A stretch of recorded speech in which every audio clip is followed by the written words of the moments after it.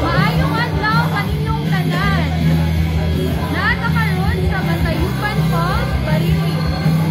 Magandang araw, Luzon, Visayas at Mindanao. Live na live tayo mula rito sa Matayupan Falls, dito sa bayan ng Barili, lalawigan ng Cebu, kung saan nagkakaroon ng ugnayan sa bayan si Mayor Isko Moreno kasama ang mga miyembro ng kooperatiba dito sa ikatlong distrito ng lalawigan ng Cebu. Kasama ko ngayon ang aking partner na si Jackie. Magandang araw, Jackie. Magandang araw, Vincent. At nakakatuwa nga, no, napakaaga ng ating event dito sa Matayupan Falls. We would like to request the entrepreneurs to get in. Sa lamang ay mag-uumpisa na po ang ugnayan sa bayan kasama si Mayor Isko Moreno, Congressman PJ Garcia ng ikatlong distrito ng lalawigan ng Cebu. Inaasahan niya na tatalakayin dito ni Mayor Isko Moreno yung kanyang plano sa mga miyembro po ng MSME. Ito po yung mga entrepreneurs natin dito po sa lalawigan ng Cebu. At nandito din, makikita nyo sa inyong feed ngayon, yung ating mga kaibigan na LGBT sector mula dito sa bayan ng Barili, na ang kanilang support at pagmamahal para kay Mayor Isko Moreno dito po sa kanyang pagbisita sa Cebu.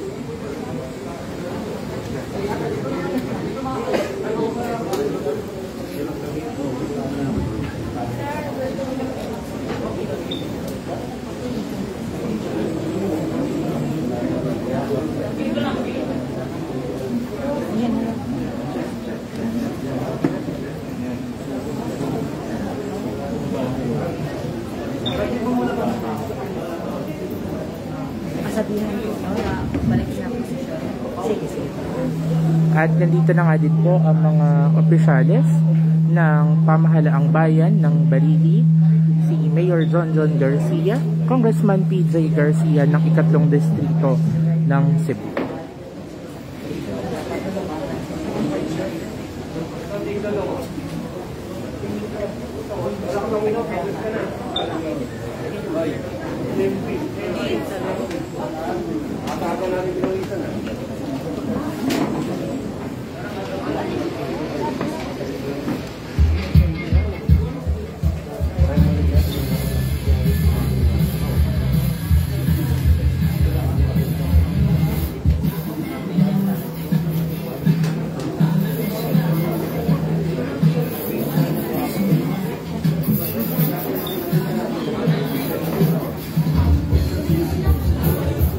Bali, mga kabilis kilos, ito po ang unang stop ng pagbisita ni Mayor Isko Moreno dito po sa Visayas.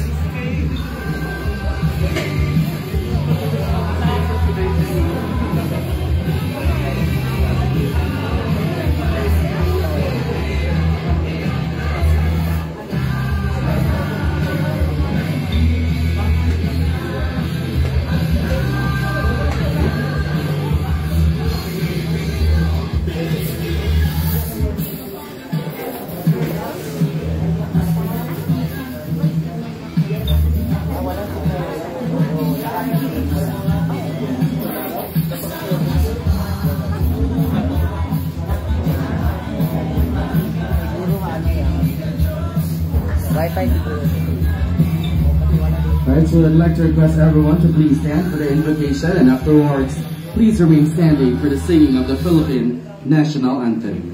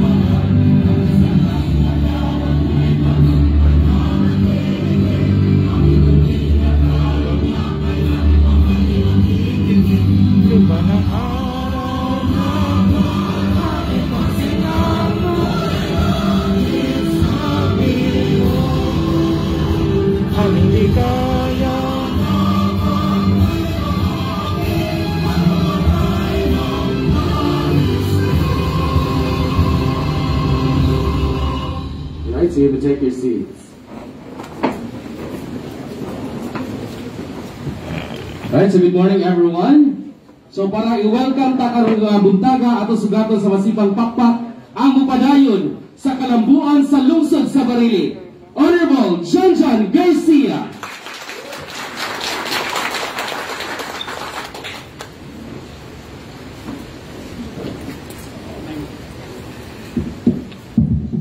May buntag ka na itong tanan. Labi na sa atong bisita karon na si Mayor Isko Moreno. Yorme, may pag-abot sa Barili. Maraming salamat po. Sa atong pinalagang congressman, si Congressman PJ Pablo Jan Garcia. Sa atong konsihal, si Ann Iwikan, Kutsala Ann Iwikan. Atong kapitan, si Kapoy o yung mga konsihales. O sa atong mga MSMEs karon buntaga na karon diri mayong buntag ka natong tanan. Oh, ang atong LGBTI mayong buntag natong tanan. Welcome ni Yorme. May buntag di lang nako tason kay na busy kay schedule ni Mayor Isko karon matapos lang dumanog og sa Malboan. So welcome. We are welcoming Barili Mayor Isko Moreno. Alright, so thank you so much, Honorable John Garcia. And now, Mayor Francisco Isko Moreno Dumagoso is the 27th mayor of the city of Manila, the youngest the country's capital has ever had. Starting early in politics, he was elected as the youngest ever elected city councilor at the age of 23 and finished 3 terms. Prior to his election or as local chief executive, Mayor Isko served as the youngest ever elected city vice mayor, completing 3 full terms. Despite his humble beginnings, he pursued and nourished his unwavering passion for learning. Not only does he read books, especially about prominent world leaders, he continued to have a deep appreciation for research and work of prominent think tanks. Mayor Isko attended the Executive Education Program and Emerging Leaders Executive Program at the John F. Kennedy School of Government in Harvard University, the Oxford Strategic Leadership Program at the said Business School in the University of Oxford, and the Executive Education Program at the University of the Philippines and National College of Public Administration and Governance. In recognition of his accomplishments as a local official, he was conferred his Doctor of Humanities on Community Development by the Pamantasan ng Lungsod ng Maynila in 2014, and his Doctor of Laws by the San Beda University in 2020. Ladies and gentlemen, let us all welcome Mayor Francisco Isko Moreno Dumagoso.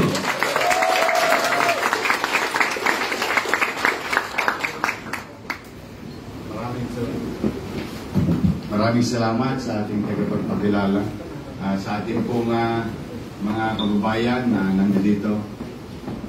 Yung buntag. Okay, pagpapasensyahan niyo na ako. While it is true that I grew up in Tondo, pinanganak ako sa Tondo, lumaki ako sa Tondo, nag-aral sa Tondo, nakapag-artista sa Tondo, nag-kusyal sa Tondo, vice mayor sa Maynila. Buong buhay ko sa Maynila. But, alam niyo ba, na 100% pure-blooded Bisaya ko. Yes. Kasi yung nanay ko, taga-Samar, wari-waray. Pag nagagalit sa akin, wari-waray. Saan ka? Tatay ko naman, taga-Antiki. Kinaraya, Ilonggo. But anyway, I'm happy to be here today. Kami nagpapasalamat kay Congressman PJ Garcia at kay Governor Gwen. Kami ina-assist niya para umikot sa Cebu. No? At sa ating mga bisita rito ng mga LGBT, no? sa ating mga entrepreneur, naku, kayo ang dahilan kung bakit ako nandito. Makinig sa inyo. O kamusta kayo? O ano ba ang nararanasan nyo dito sa probinsya? Siyempre, papasalamat din ako sa ating barangay chairman, mga kagawad, nandito sa Mantayupan Falls. Buti hindi ko dala yung brief ko. Nililigo sana ako. At siyempre sa ating kaibigan, soon to be mayor, Garcia. Sa ating mga konsehal ng bayan, at sa inyo po. Then again, as I have said, kung kayo'y may katanungan, I would rather listen to the people, go around, continue listening, and to find out, ano ba talaga ang katatayuan ng tao sa rural areas. Pero kasi, pag ako tinanong nyo sa highly urbanized situation, like City of Manila or City of Cebu, no? Medyo siguro naman yung 23 years kong karanasan sa pamahalaan, mahaba-haba na. Half of my life was dedicated to public service. Now I'm opening the floor to each and every one of you if you have some queries, so that you will know also ano ba ang aking paniniwala sa mga bagay-bagay o yung issue ng ating mga kababayan. No? Kasi ako talaga, sabi ko, simula nang pumasok ako sa public service, laging tao ang una. Sa tao talaga. Si governance is about the people. And it's always about the people. Alam kong hirap kayo ngayon, lalo na yung turismo, bagsak na bagsak ang turismo dito sa Cebu at sa buong bansa. Eh alam din naman natin na ang turismo ay nakapagbibigay ng maraming oportunidad. On top of the jobs that it can create, the business that it can give to every community.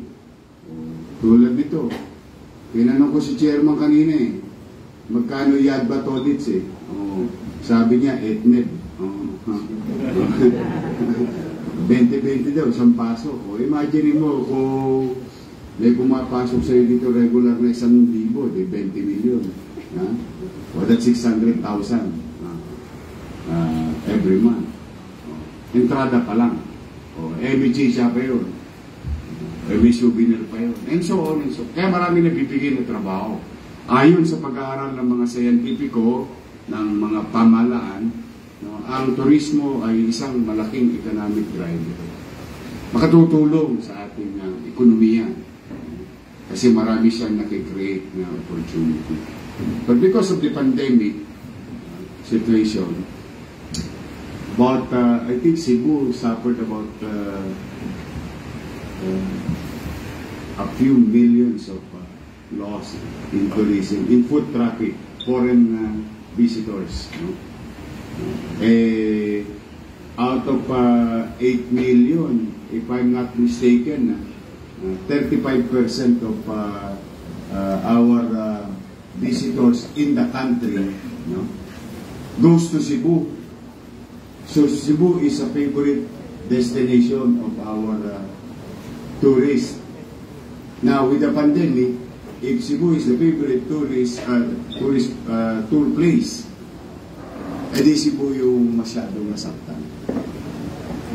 Dapat lang na talagang hopefully, ako inisip ko kasi hindi mo kinakata yung nangingitlog na manok ng ginto In fact, nililagyan mo pa yun ng feeds inaalagaan mo pa yun. And I hope you've been receiving that from the national government. And I hope you've been receiving a lot of infrastructure in terms of roads and access to tourist spots. No? Kasi ganun yun, di ba? Pag kumikita yung isang lugar, di ba, lalo mong pinupuhunan na para lumaki pang kita. Tama ba yun? Logical ba yun? Tama, no? So, ako, ganun ako, practical ba? Practical. So, I feel bad that because of the COVID-19 infection that became pandemic, you know, everybody pays the price already. But, sabi ko nga, lahat tayo may isko sa buhay. Sabihin, marami tayong pagsubok na pinagdadaanan. Pero, hindi tayo sumusuko. Kaya niyo pa ba? Kaya ba? Kaya ba? Oo naman. Habang may buhay, may pag-asa. Yan ang tama. Kailangan lang natin talaga magpursige. After the rain, there is a rainbow. And I hope someday, somehow, magkaroon tayo ng leader na may tenga para sa tao. Yung uunawaan tayo. Yung nauunawaan tayo kasi katulad natin siya. So, good morning. Hi.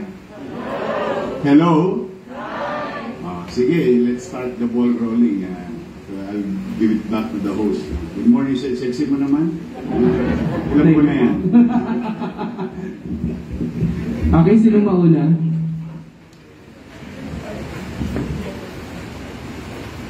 Kisay mo una.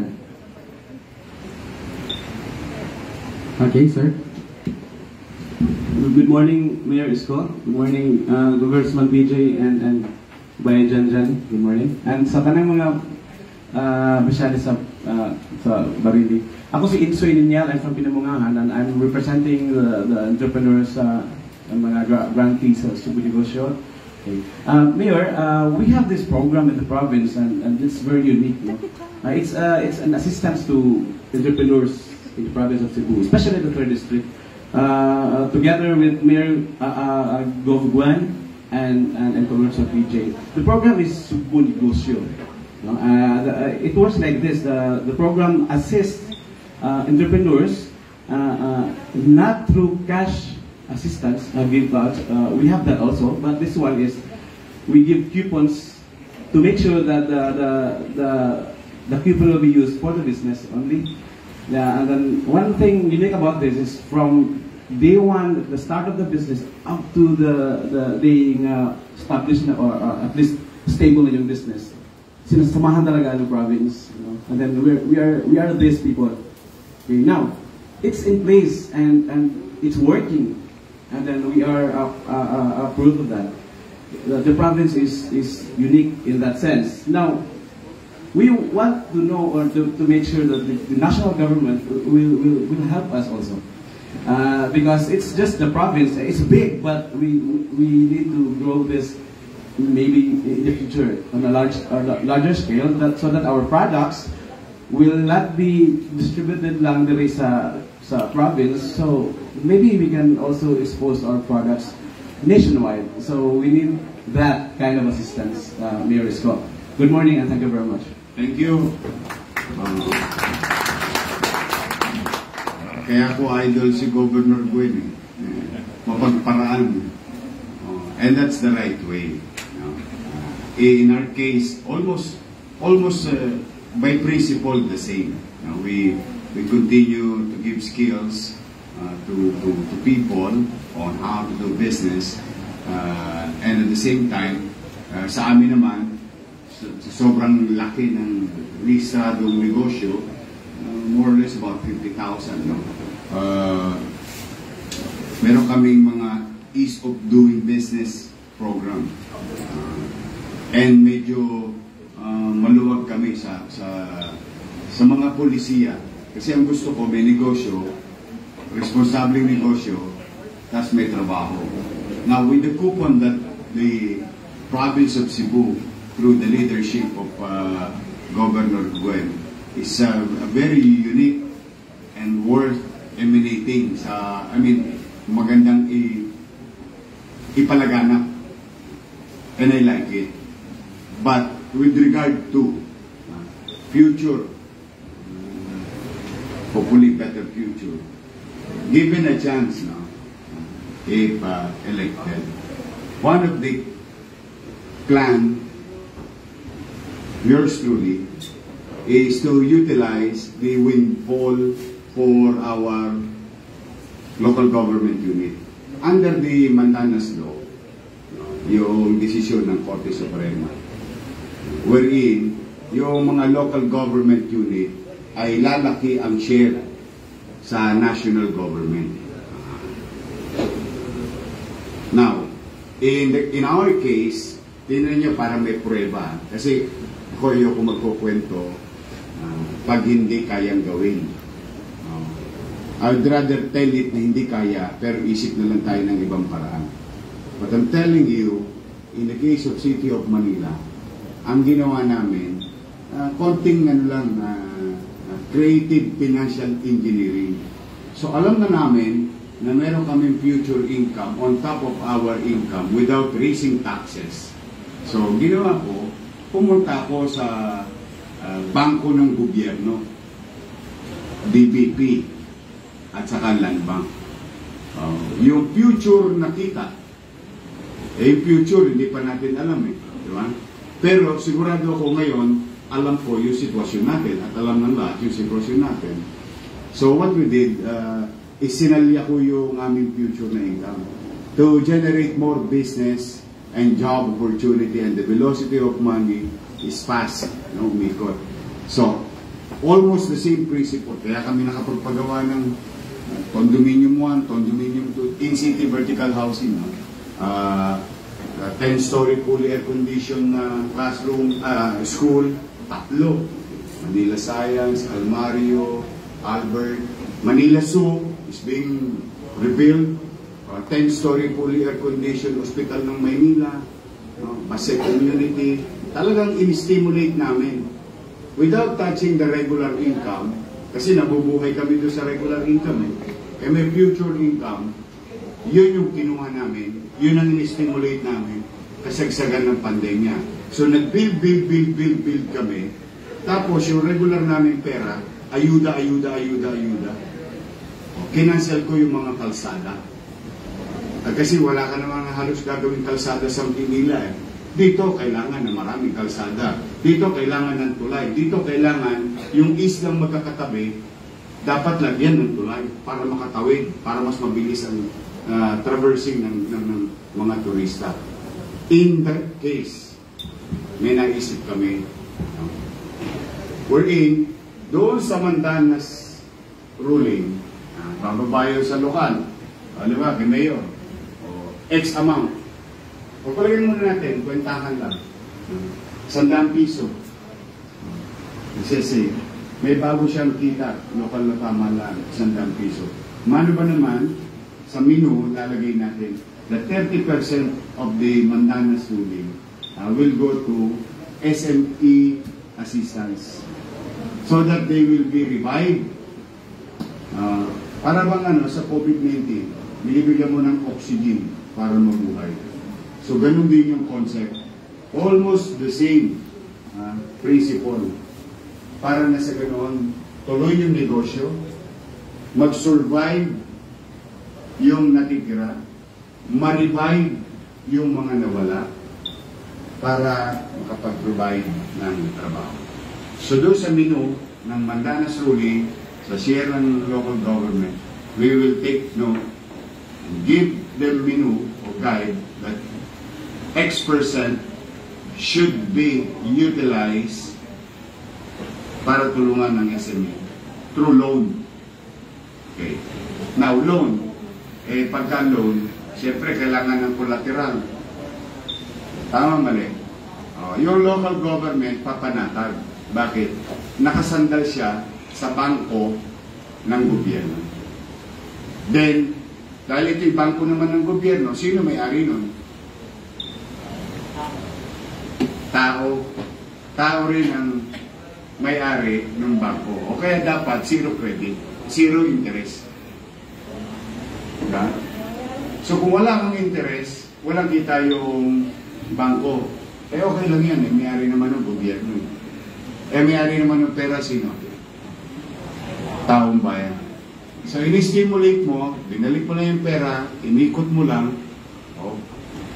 Pagtapos ng taon, babalik din sa tao yun. Eh, lahat ng gagastusin nun, lahat ng bibili nun, may bat halos eh. Tama, mali. Sino may-ari ng bat? Gobyerno na naman. Babalik ka naman sa gobyerno. Pero, may negosyo, may trabaho, yung produkto, nabibili. Now, dahil kayo malaki ang volume, no? 35%. Just imagine, for X million, 8 million eh. If I'm not mistaken, yung turista natin, on a regular year, 35% of that goes to Cebu. Cebu province.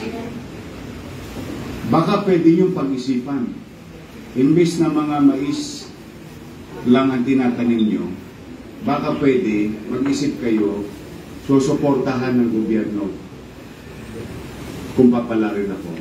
We will be aggressive. Baka pwede kayong lumiko ng konti na ang itanim ninyo mga high value crop. Like kape, gulay. Kasi turista kayo eh. Prutas. Yung gulay, yung salad-salad, ang mahal nun eh. Lettuce. Ang dami niyong turista eh. Bibigyan ko pa kayo ng tip. Pumunta kayo sa kape, pumunta kayo sa gulay, o sa prutas, bibigyan kayo ng tip. About 20% add-on. Add-on on the regular price. Gusto-gusto ito ng turista. Gawin yung organic. May premium ka pa ng 20%. So, imbis na mais lang, di ba, may 1 hektarya ka, mais lang, ang baba ng presyo ng mais. Tapos, ang tagal. Ito, in 1 hectare, ang dami mong pwedeng matanim na variety. That serves the purpose of whom? Of your customer. Kasi magkakaroon ng demand sa Cebu City. Magkakaroon ng demand sa mga resort. Hindi nyo na-import galing sa outside of Cebu. Yan ang tingin ko suggestion. If you go that way, tingin ko, you will have a better farming industry that supports the tourism industry. Ang isda rito, ang dami nating isda, magtatatag tayo ng ito nga pala, share ko lang sa inyo. Ano rito sa inyo? Ano kasi yan eh, tagpi-tagpi. Yung tahi-tahi, maglalagay tayo gobyerno para matino ang quality ng isda, ng karne, at ng gulay at prutas. Mangongopya tayo sa Taiwan. Mukhang maganda yung kanilang post-harvest facility. May mga storage facility natin. To protect the produce. Kaya pagka maganda quality, may presyo. Makakapag-demand ng presyo. Mahaba ang buhay ng produkto. Sariwa, maayos, and so on and so. Yes, we will utilize the Mandanas ruling to help SMEs in the entire country that compose of about more than 95% na negosyo sa buong Pilipinas. Yes, we will do that. Congratulations to you. Meron kayo maabilidad na governor. Okay, sorry, why addition? Okay. So, kinsa pa, next? From the entrepreneurs? From Marili?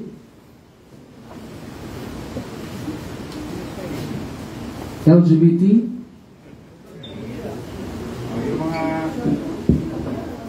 Mga magaganda kong kababayan, yung mga member natin ng LGBT.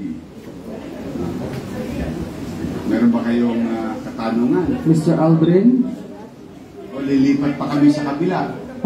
Lalagarin namin yung Cebu ngayon, 2 araw. Dito ako titira sa Cebu ng 2 araw. From the Tourism Office? Tourism Office. Hello, good morning everyone. Good morning to the candidate for the presidency. I am representing the tourism from the municipality of Astoria. The question is, tourism is one of the sectors most affected by the COVID-19 pandemic. For impacting economies, livelihoods, public services, and opportunities in the whole Philippines. What solutions you have right now to help us, especially those who are working in the field of tourism? Thank you. What? Yes, what solutions you have right now, sir? Well, depende sa geography. For example, one of the challenges of Bohol, Cebu, and Negros is you have to cross the water to go from one island to another island. But they're just feet away. I mean, kita mo nga yung kabilang mundo. You know, in Macau and Hong Kong, for the tourists of Hong Kong to go to Macau, in one day they go in and out. They have to ride about 45 minutes of speedboat just to go to Macau. Spend the day there, magtutour, chichicha, minsan mag-overnight, minsan uwi sa gabi. You know what they did? They built the road sa dagat. Mas maalon ang dagat ng Hong Kong. Open na open yun. But they did. They did. I think 50 kilometers in 3 or 4 years. So if they can do it, why can't we? If we can Negros o Bohol sa kabila, connect yung isa pang island. So, kung mataas ang foot traffic ng isang probinsya, dala ng turista, at kung naniniwala tayo at lahat tayo nag-agree ng turismo sa bawat isang turista affects about 25 industry and creates about 1 job at the very least or 2 per tourist. And if you have millions of tourists, then it only proves, if my math is correct, you can create millions of jobs. Now, if that is the case, the least thing, itong pinakamaliit na makuha nyo sa gobyerno, kargahan kayo ng kalsadang malalaki, ayusin ang trapiko, katulad kami sa Metro Manila.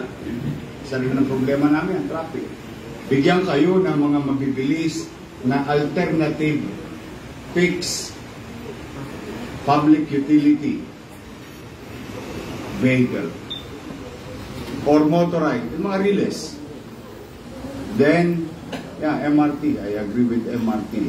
In fact, Manila, kaya mayaman ng Maynila nung araw dahil sa trambiya. I-research nyo yung trambiya nung araw. Nung panahon ng kopong-kopong ba? Nung panahon pa ni Limahong. Kaya maunlad ang Maynila nung araw dahil sa trambiya. In fact, ang Meralco, ito trivia lang ang Meralco is a trambiya company. Manila Electric Rail and Light Company. So, for us to gain more, to protect, is to create yung roadways, transport sa ating mga tourist spot. Tapos, ang isa pang challenge, noong ako nasa Indonesia, yan yung Bali.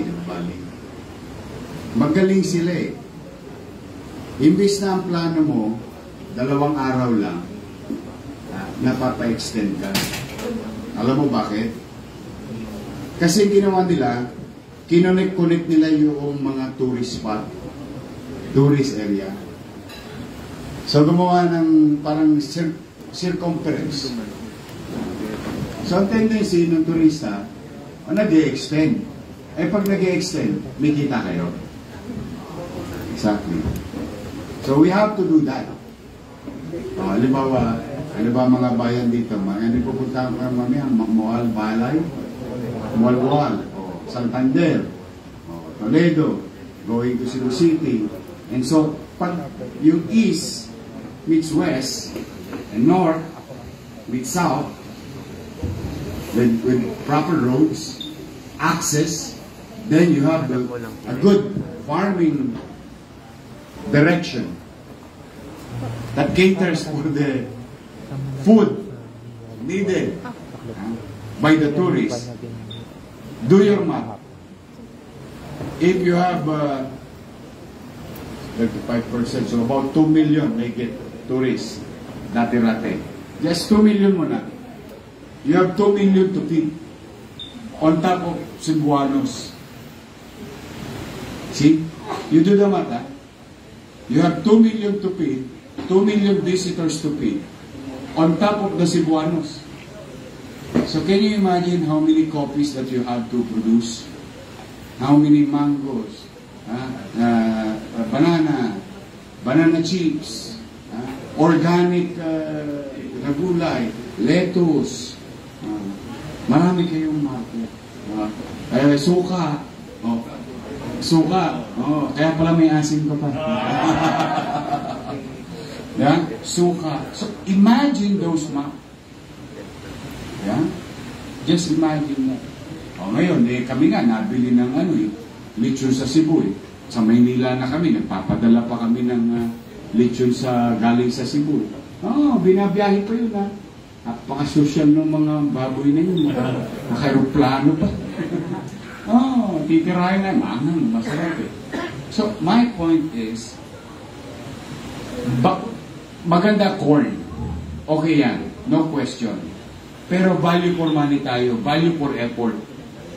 Pag nagtanim ka ng, kwentahan tayo. Pag nagtanim ka ng mais, may effort. May effort. Pag nagtanim ka ng gulay, may effort. Di parehong effort. Tama? But with recent discovery of technology, yielding more products per square kilometer, adapting to it, supported by the government, then the same effort that you do or did for planting corn to feed yung baboy o yung mga hayop, which kailangan din natin, pero hindi naman kayo agricultural province. If I may look at your kayo halos turista, nagkaroon ng negosyo, yung negosyo nakita ng turista, mayroong opportunity, then they build a modern Cebu tech hub. Yun, dulot lang yun ng turismo. Dahil ang daming banyaga, nakita nila opportunity. I've been going in and out of Cebu since I think 19 years old. Kasi pag may palabas yung pelikula namin, bumibisita kami dito. Gaisano Mall. Sa Gaisano Mall ng araw. Mag-show ba? So I've been going in and out. Laki ng improvement na Cebu. Laki ng improvement.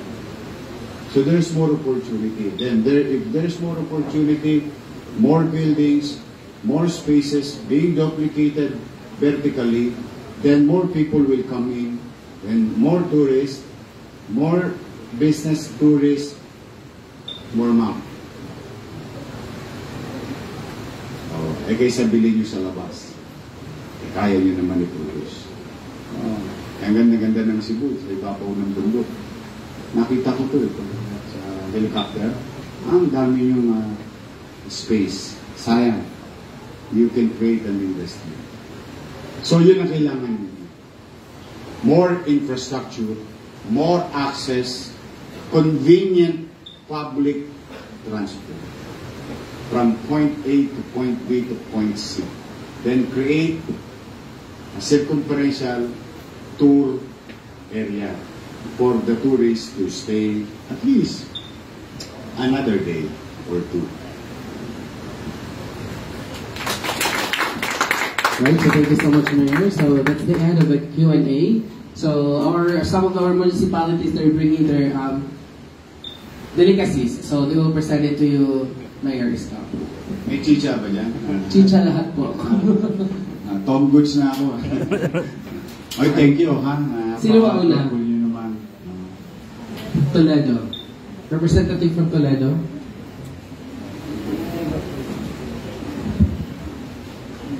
Any representative from Toledo, please. Thank you, ma'am.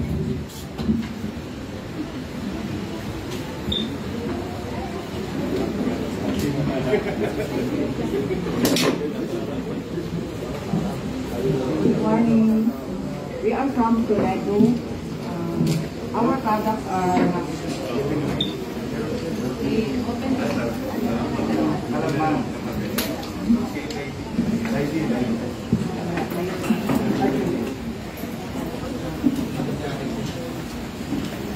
products are pulburon, mani. Pwede tayo magpa-competition. Ngayong umaga, may pulburon eh. Like ang pulburon sa Pito. Hala. We have also elementary. bag made from Toledo. See, tingnan ninyo yan. Ito, ayan, ito. Top barrow, please. Thank you, ha? Iuwi ko yan. Welcome. Tingnan ninyo itong bag na to. Yung diskurso ko kanina, just envision yourself. Sa turista, tumira ng ganito. Bag, gawa ninyo. Yung laman, gawa ninyo. Ha? Pag-uwi ng mga turista, di ba? Dadali-dali. So, imagine, ito, mani.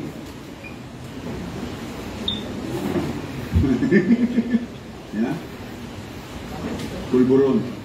Ito malamang iba gumawa nito. Ito malamang iba gumawa nito.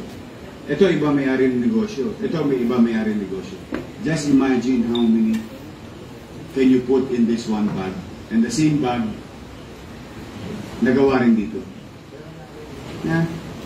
That's how it goes. Sometimes, it's there already. Di ba tayo mga Pilipino, nagdadasal tayo, no? Sana mabigyan tayo ng kagaangan ng buhay, ganyan. Minsan nakakalimutan natin, baka mamaya, nandiyan dyan na yung resources, iti-tweak na lang, tapos suportahan na lang ng gobyerno. Parang bang may nasasandalan ng tao. Can you imagine? Yeah. The thing speaks for itself. Hindi ko man nakita ito kanina. Ito pa isa. Ayan o. Exactly. So you produce cacao.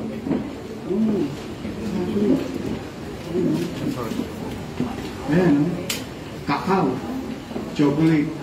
Nung nasa Netherlands ako sa ito, Ons. Yung nakita niyo yung windmill sa Holland, yung Ons, it's a place from Amsterdam, mga about 10-15 minutes lang yon sa tren. Amoy chocolate yung buong bayan yun. Dahil yung area na yon, ang pinoproduce nila gatas saka tsokolate. Ayan. Ini-import nila. Ini-import nila yung tsokolate, yung gatas kanila. Doon lang pinaprocess sa mga windmill. Ang sasarap. Ayun, tas binibenta ulit pabalik sa atin. See? Just imagine, no? Pwede mo ibenta itong kakao sa mundo. Kaya you can do it, Cebu. You can do it. Kaya yan. Kailangan nyo lang na kakamping gobyerno. Yung maunawaan din. So, congrats, ha? Thank you. Thank you. Thank you so much, Toledo City. And now next, we have Permino Pram, the municipality of Pinamungahan. Ayan ay suka mo.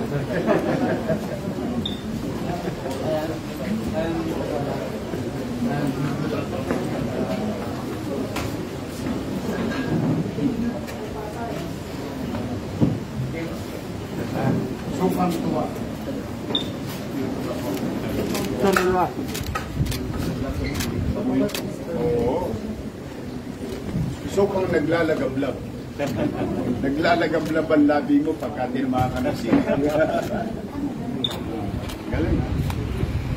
Congrats, ha? Thank you, Mayor. Galing, galing. Ito naman. Yan po sa one of our barangay, ng mga human, budbun, we call it here. Budbun. Thank you, thank you. Welcome po, Mayor. Sige, sakay na sa chikot to eh. Don Mary, dito rin. Sa ayos ng barangay. Dito dito. Yes, yes. Dito rin. May mga Indiano. Yes, yes. Mga Indiano. Okay. Thank you, thank you. Alright, thank you, Pinamungahan. And now, let's move on to Balamban.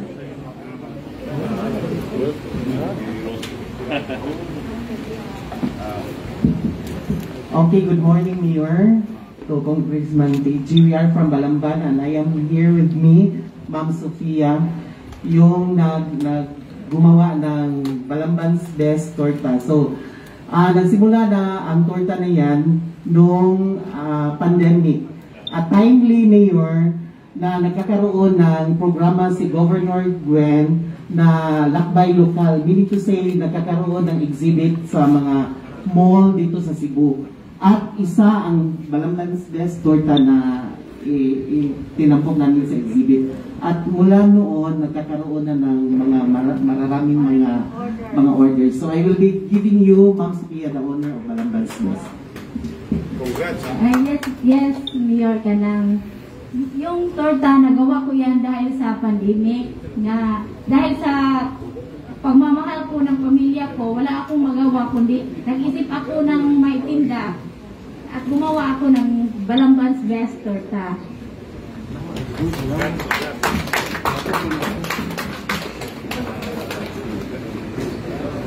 Using adversity in your advantage. But nagsimula sa pagmamahal sa pamilya. Because of love, you were given inspiration. Tapos may gobyerno, di ba? May nasandalan kang gobyerno, may talent ka, masarap. Thank you. Hihirap pa ako. Congratulations, I'm happy for you. Sana maging inspirasyon ka rin sa ibang mga nanay at tatay. Okay, let's move on to Asturias.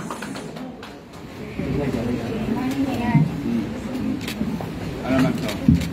Those are rice cakes, bingkang dawa, that's Isko, and we have also moron inside that. The specialty of Asturias is the delicious bingkang dawa. And also the basket is made up of recycled sacks. We also joined the Cebu Expo, and lots of the bags were sold, and we were able to help the livelihood of the Asturias municipality. Sorry, gutom Thank you. Okay, let's move on to Alubinsan. Wow.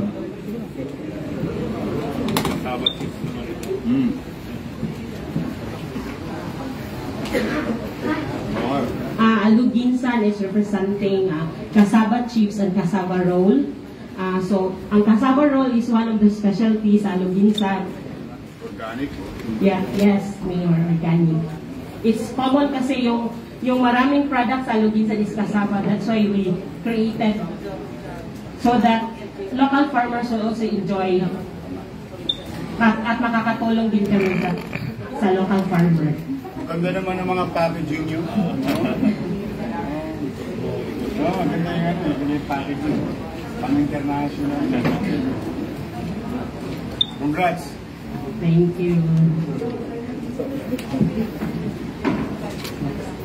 We have from Marili. They requested mo 100%.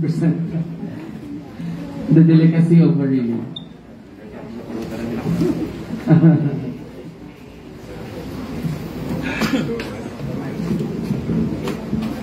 Good morning, Mayor. Itong product na ito ang oldest delicacy in Bareilly. Itong pinyato ang favorite ng lahat. Saka itong tinapay. Tinatawag namin yan ng tinapay. At very saleable yan ng mga local at international tourists ng Bareilly. Thank you. Alright, so thank you so much municipalities. Sa pagdalaw nyo na naman ng lahat ng delicacies nyo at saka product nyo. So thank you so much for coming, Mayor Isko. Thank you so much, Congressman PJ. We have also, I think, darating na Mayor ng Bareilly. We have Mr. Honorable Judge Garcia. Thank you so much. And of course, we have the SB. Again, thank you sa inyo. I hope someday I'll be given a chance to help you. May awa ang Diyos. Basta umasa kayo. Ang iiwan ko lang sa inyo, pagka pinalad tayo, gagampanan ko yung tungkulin ko. The way we did it in our polling. Walang booking. Wala ngayon. Mahina. Matuman. Mag-ingat kayo. I love you. You take care, ha? Thank you. Ingat kayo. Okay, so picture po.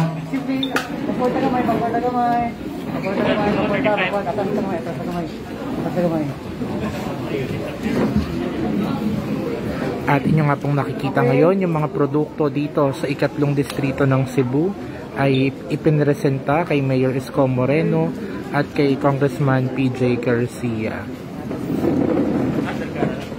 Mga produkto mula sa bayan ng Bareilly, Toledo,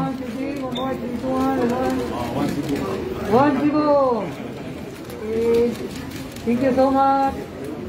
Thank you. Alright, so thank you for coming, everyone. And once again, good morning.